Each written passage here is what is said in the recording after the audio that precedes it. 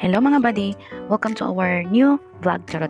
So, karon kita lang tanong. So, mag-voice over that ani. For today's video mga buddy, magtatagalog tayo. Kasi usually sa school, nagtatagalog talaga ako. Pero pag dito pala sa, sa Facebook, sa cellphone, my gosh, ang hirap magtagalog. Alam nyo ba, na pang ilang take ko na to? Siguro pang 10 na, pero hindi ko talaga alam kung anong sasabihin ko.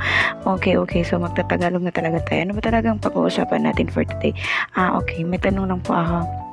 Subukan nyo na po ba na makaramdam ng kalungkutan kahit hindi naman talaga kayo malungkot, naglulungkot-lungkutan na kayo tapos nadala kayo sa emosyon nyo, char. Pagkatapos, pagdating ng gabi, wala, nag-breakdown na tapos hindi mo na alam kung anong sasabihin mo or anong gagawin.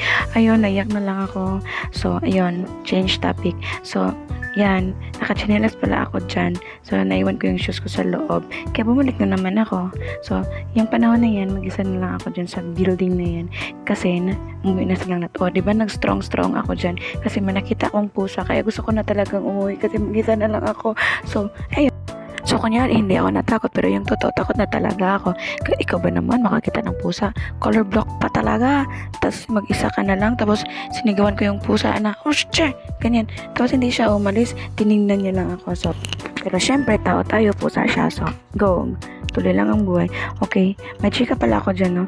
Yung pants ko na yan, pagdating ko sa bahay, kasi naglalakad na ako pa uwi that time. So, pagdating ko pala sa bahay, ayun, nakahiga ako sa may kawayan na sofa. Tapos, tinawanan ako ng kasama ko sa bahay. Sabi, hala ate, ano nangyari dyan? Nabutas pala yung pants na yan. Hindi ko alam kung saan na yan nabutas. Kung dyan pa ba sa school, sa daan, o dito na sa paghiga-higa ko. Na hindi ko talaga alam. So, ngayon, wala na siya. So, ayan, naglalakad na ako dyan pa uwi. Hindi ko din alam. Basta, dyan talaga dyan ako dumaan. Then, hindi ko alam kung butas na ba dyan yung pantalan ko. So, yun lang. Bye.